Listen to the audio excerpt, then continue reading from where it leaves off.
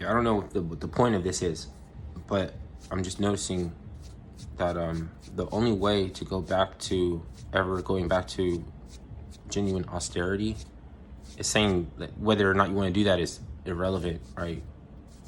But the only way it's possible, right, is for the aristocracy to come up with something that's not dynastic.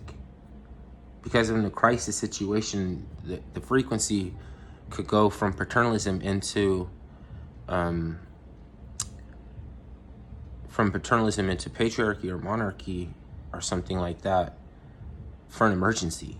And if dynasties are brought on by a disruption where it's like you can't be a hegemonic power. So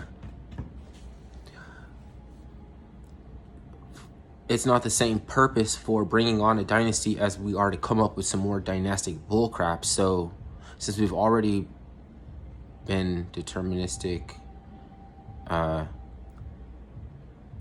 and that rolled over into austerity just because the aristocracy couldn't be gratified by the push of the modalities, then they wanted us to become esoteric, and that was helpful, you know what I mean? It was helpful for another century. But then when they needed an age of austerity, we could not come up with it because everything's for show, right? So saying hypothetically, not that I'm interested or vested in outcomes, I'm just saying the only way for us to get back to that would be when and if, and I don't think that, I mean, you know what I'm saying, fire and brimstone is definitely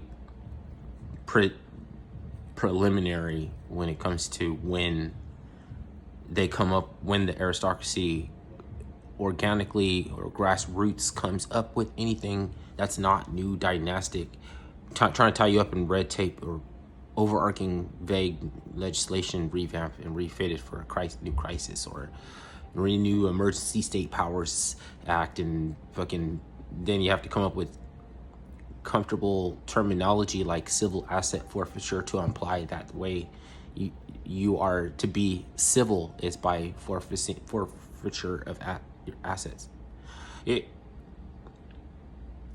I mean, there might be a purpose for which you might agree, but then at the same time, you just don't get to satisfaction by way of satisfaction with terminology. You know, like, what's the meaning, the real meaning behind the words? You know, and then you'll pull back the curtain, and a motherfucking authoritarian's gonna look at you crazy. You know what I mean? Like, that's not really scary. You know, just the fact that they can't put the curtain back up, or maybe it's funny to watch them try and put it back up. You know what I mean? And then you might be sent off to the gallows or whatever, you know, but then you don't have to fuck with it anymore, you know? And you think that people won't snatch back the curtain because of the repercussions or whatever. That's all you need to argue that there should be any fucking repercussions anyways. So that could be enough to kick it off. Like the slush fund in the fucking social security account, and you set it off. It's gonna be in fucking an Algerian prison or something. Like one of the like John Adams or something. He was in fucking prison in France or something like this. No, he wasn't in prison in France. He was in England. I thought you tried to get France to help, but he was in prison somewhere for a long time. Another country. So there's something going on. Where even though they, like, you know what I'm saying, they suffer to an avail, you know, and to a, you know, maybe it might even serve to the benefit of contemporary man, but they might not have had our interests. Do you know what I mean? They might have had ulterior motives. It's just that sometimes we have to be grateful for what they did do for us. You know what I mean? The closer you get to finding out who they are, you're not going to be, nobody's going to be really happy with anybody. As beautiful as you are, and you're still ugly.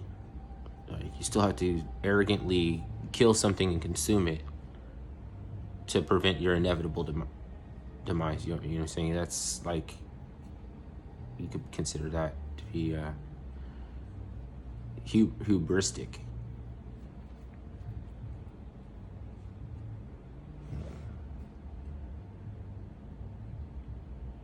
I forget what I'm driving at now. So I guess the video is over because I forget where I'm solving for.